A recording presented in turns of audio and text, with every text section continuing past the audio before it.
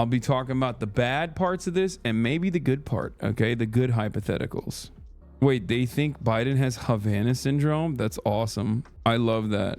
All right, let's get started. Paula Reed, I know you've been listening to this decision. What have we heard? We have. Well, of course, this is not a thumbs up, thumbs down. This is a complicated decision. We just got it here. It's an opinion from Chief Justice John Roberts, finding that former presidents are entitled to absolute immunity for official acts, but not for unofficial acts. So what does that translate to? Well, this is something we saw that was sort of signaled in... Let me tell you, okay? Anything you can massage into the official act category, you can get away with. Like, for example...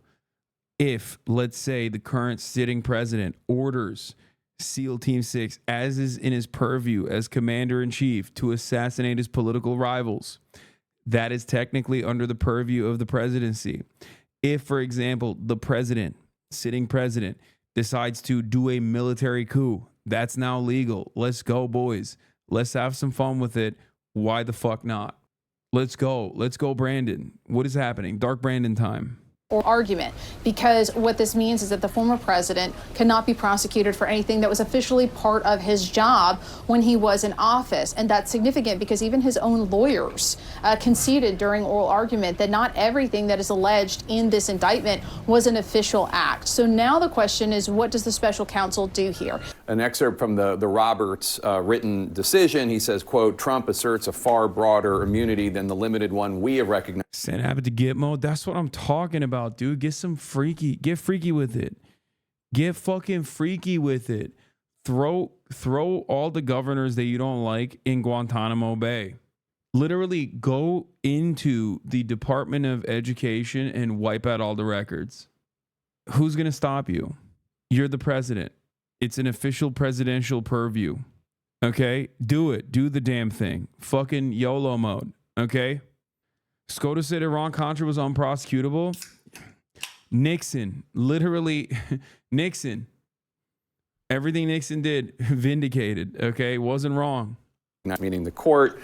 The text of the clause provides little support for the absolute immunity claim that Trump asserts. So they're rejecting that. But in essence, all of the details as to the allegations made, the accusations made in the Jack Smith indictment of Donald Trump, not all of them, but many of them, the court is saying, we are sending this back to the district court. They have to decide whether Trump's communications with the American people, calling them to rally to the Capitol on January 6th, and everything that happened after that, the disruption of the counting of the electoral votes, the sham electors scheme, all of that, whether or not that's an official act. I mean, I'm just saying, why wouldn't it be an official act? He did it with the Department of Justice.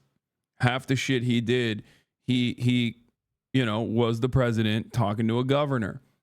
Literally everything Donald Trump has done in office, things that he was impeached for, like a pay-for-play scheme, holding up congressional funding, congressionally approved funding to Ukraine, with threats that if you don't find me blackmail on my political rival, technically that is not illegal. You're the president. You're talking to a foreign official. That's like well within your purview.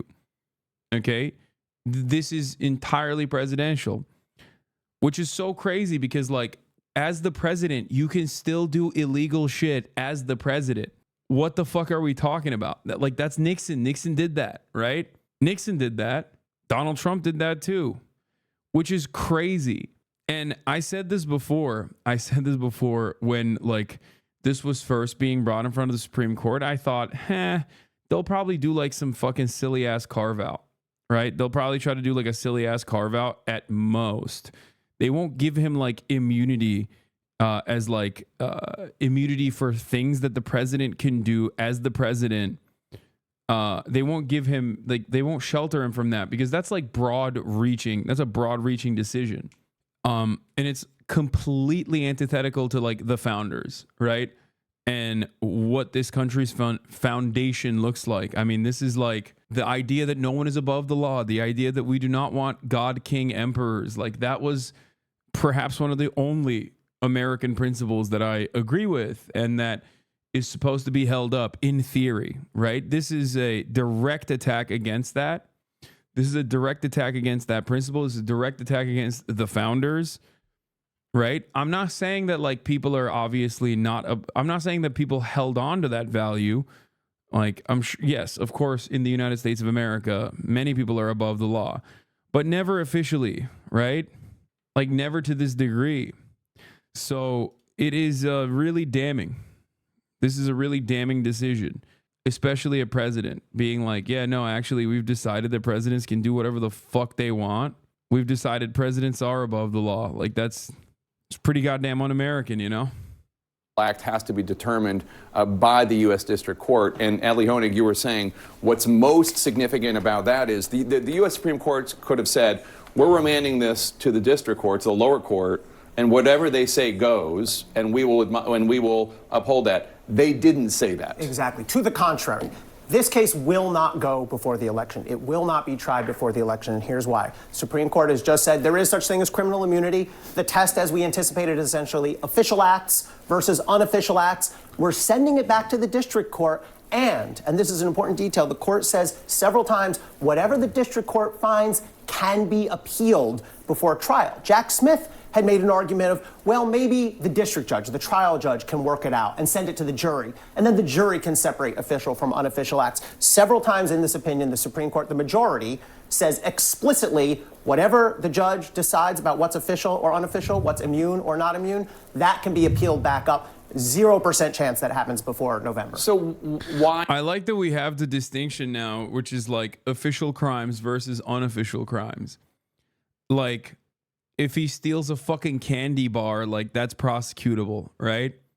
But as president, if he sends the SEAL Team 6 to go and, I don't know, steal all the candy bars from the factory directly, then it's like, well, technically he's authorized to do that. So it's like within the official scope of the presidency, or at least something that you can defend on that idea.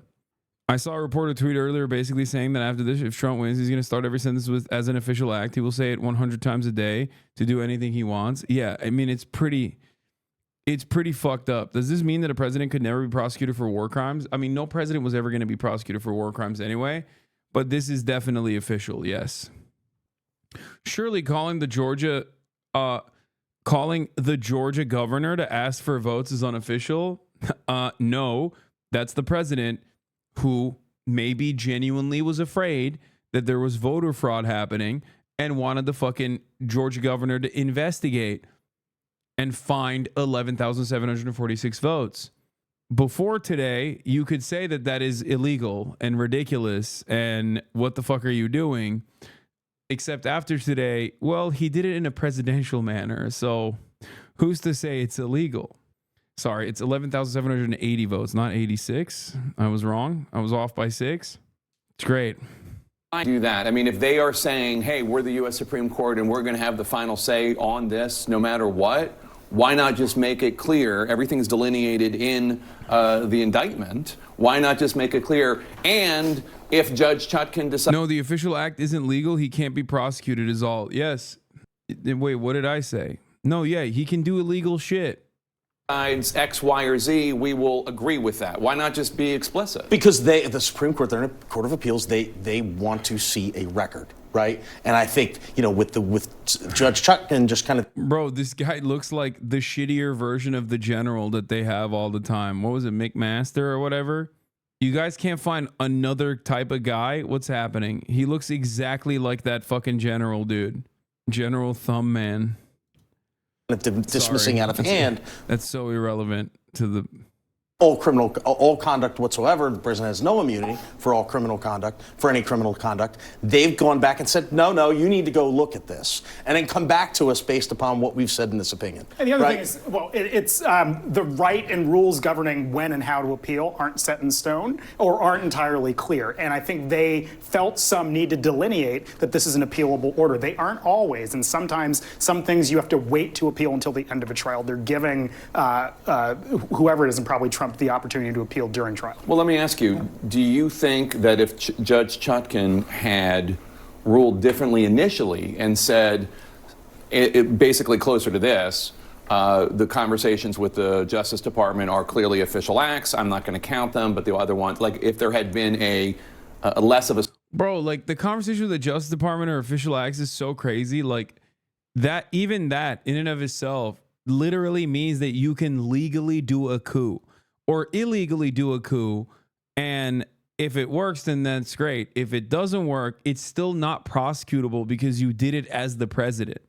Like, that is what this, maybe I'm misunderstanding this, but like, remember the hypothetical that I brought forward to you guys, and then they literally used that shit early on against the Supreme Court, where like, I think it was Sotomayor who asked the question to Trump's prosecutors or Trump's lawyers and was like, so do you think the president can use SEAL Team 6 to assassinate someone? And they said, yes, under a hypothetical, that could be perfectly valid. That could be perfectly considered permissible. That is literally now, after the Supreme Court decision, like, maybe I'm wrong, and I'm just going off of like what I read from what Sotomayor was saying, but that kind of feels like that's what's allowed now. That is like allowed. It's valid. So to them, to everyone listening, I say, Joe, send them in, baby. Put a bunch of fucking doorbusters up in this bitch, okay? Send them to Mar-a-Lago. Send them to Mar-a-Lago. Send the fucking door kickers into Mar-a-Lago. Get it done. It's not illegal. The Supreme Court gave you the opportunity. Don't be a bitch. That's the only way you're going to win. Yeah, I mean, she literally brought this up, which was like a hypothetical, but now not so hypothetical. Sotomayor's dissent. The president of the United States is the most powerful person in the country and possibly the world. When he uses official powers in any way under the majority's reasoning, he now will be insulated from criminal prosecution. Orders the Navy SEAL Team 6 to assassinate a political rival, immune. Organizes a military coup to hold on to power, immune. Take a bribe in exchange for a pardon, immune, immune, immune, immune. Which, by the way, it's ironic because with the exception of like ordering SEAL Team 6 to assassinate a political rival, Trump basically did the other two things. That is the reason why they're having this fucking deliberation. That's the reason why the majority, supermajority Republican Supreme Court made this decision known. The entire reason why this happened was because Trump was doing that, okay? He tried to do the shittiest coup of all time, no military riz whatsoever, constantly kept calling the generals gay and fucking woke and losers, so they didn't do a coup with him, but he still tried nonetheless, turned into an insurrection, yada, yada, yada. That's one thing. The other thing is he also did quid pro quo with other foreign leaders. Like he straight up did that. He also, and this is, I can't say this with 100% certainty, but I'm pretty sure there was a lot of fuckery going on with the presidential pardons as well.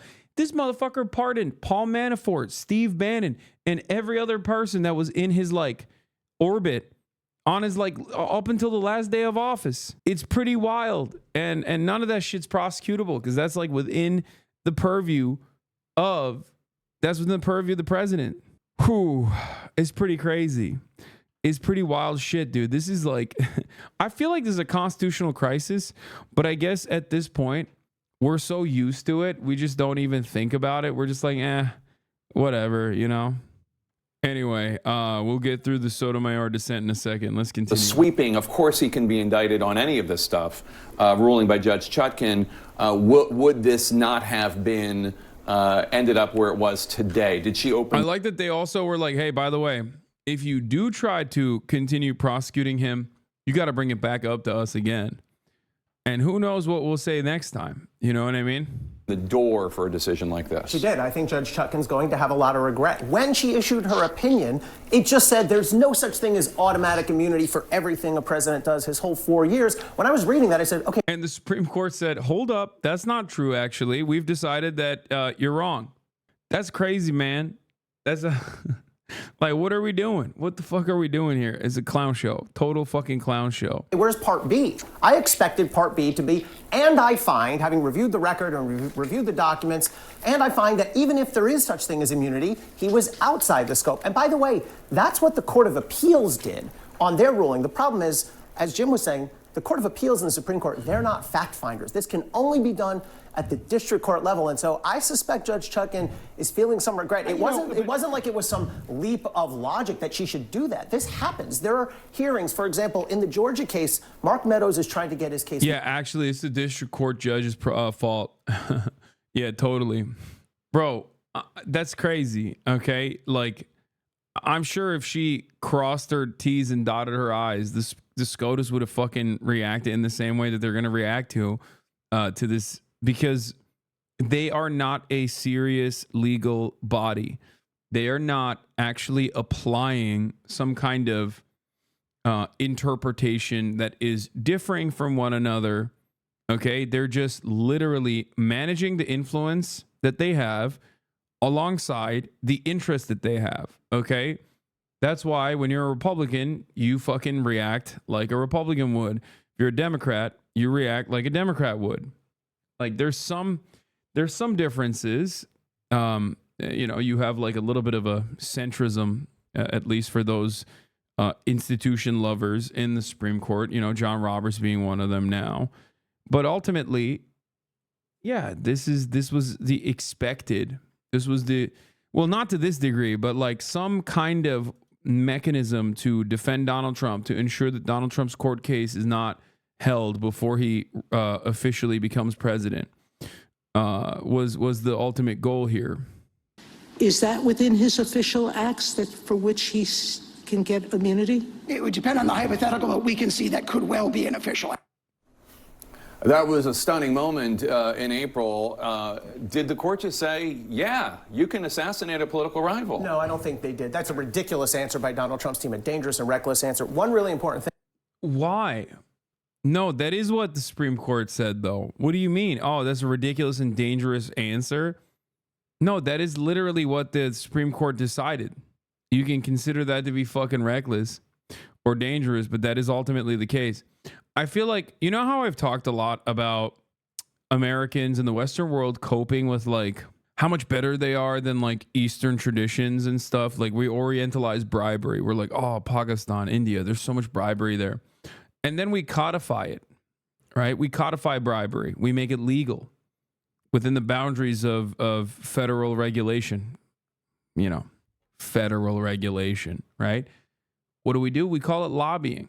Corporate lobbying is legal. It's somehow different than bribery. And I feel like this is a very Russia moment. We talk about like, oh, Vladimir Putin assassinates his political rivals. Like it's really fucked up. And it's like, here we have the American Supreme Court literally saying like, no, it's fine. Like it's illegal, but it's within, it's an official, as long as it's an official act, it's not prosecutable. So how is that any different then? How is that any different? How is that any fucking different? Like we're over here chirping about Russia all day, every day, but we're like, yeah, no, it's actually illegal now, so it's different. The basis for Donald Trump's legal argument that maybe he can order an assassination and still be okay is this preposterous argument that they offered below that, well, a president can only be indicted if he's first impeached by the House and convicted by the Senate. The Supreme Court explicitly rejected that argument. They said impeachment has nothing to do with this. That's not the test. To your question, Jake, someone's got to decide what's the official act, right? And the challenge here, and this was what Sotomayor was getting at in her point, somebody has to make the call as to whether even the preposterous... Like, it's just so stupid. You just added another hurdle to clear. Oh, is this an official act actually, or is this not an official act actually? Who gives a fuck? What do you mean?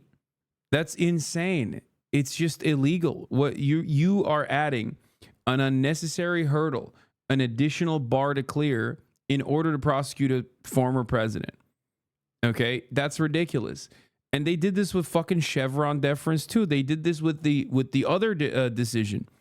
Now you can't have a regulatory agency act under the boundaries of like any of the former acts that gave the EPA and all these other federal regulatory agencies the power to fucking react, which they rarely ever do so anyway. But when they did, now they can't do that. Now they're open to litigation. Like now a court has to fucking come in and decide whether or not they're allowed to do certain things. And that in and of itself is also adding another additional layer to the regulatory body's mechanisms. It's just completely, utterly unnecessary. And the ultimate goal is to basically allow presidents to do whatever the fuck they want without any sort of legal scrutiny. That's number one. And allow corporations to do whatever the fuck they want without any sort of regulatory scrutiny. It's great. And this happened in the same fucking week, by the way. The Supreme Court is nutty, dude. They're so insane. The Supreme Court rules that President Trump has absolute immunity from criminal prosecution for all official acts, in air quotes, he took while in office. The vote is 6-3 with all the liberals dissenting. Sotomayor dissenting, says, today's decision shields presidents from prosecution for criminal and treasonous acts and makes a mockery of the principle foundational to our Constitution and system of government that no man is above the law. That's like inherently the most un-American decision that the Supreme Court could have taken, by the way. The founding fathers, they didn't agree on whether or not you should be able to have slaves or not, right? Pretty fucked up if you ask me. But there was two things that they were united on, okay? Well, with some exceptions, but for the most part, the spirit of like the American nation's development, the fundamentals, the one good thing that they maintained for the most part was no man is above the law and presidents are not God kings. Okay, no emperors, no monarchs, none of that shit. And also secularism too, but that's like, even that's being called the question right now. You got the Louisiana Supreme Court, you got Oklahoma with the Bible reading and whatever in public school. So like even they're fucking ripping that shit apart too. They're just flexing at this point. I feel like the American Christian nationalist right is basically just, you know, in flex mode. They're like, what are you going to do about it, bitch? We'll do whatever the fuck we want. But ultimately, like, the entire spirit of this nation was built on the idea that presidents can't be fucking emperors and that no man is above the law. But let me tell you, okay, I take everything back. Brandon, it's just you and me right now. I'm in this room. It's just you and me. Listen to my words. Okay, Brandon? You are the president. Do some official acts, perhaps against the Supreme Court, perhaps against your other political rivals. Perhaps you should do an official act like abolish student loan debt. You can do that. It is an official act. Do it illegally. You can do it illegally now. You have immunity. Brandon, make sure your legacy sticks. You want to be the new FDR, dude? Make it fucking stick. Use the army. Use the CIA. Take out the fucking stroke gun that you used on Bernie Sanders and start using it on everybody else. I don't know. Okay? Take out the car crash gun that you used on John Fetterman. Bust it out. Whip it out. Give him Havana syndrome. You can do it. Fuck it. YOLO mode. You can do whatever the fuck you want. No, not even in a video game, brother. Not even in a video game. In real life, I mean. Okay? Why am I meaning that? Because the Supreme Court told you can do it. The Supreme Court told you can do it. You're the president right now, Brandon. You are not the vice president. I know your brain's no good, and you probably forgot that you're president, but let me tell you, okay? You currently are the president.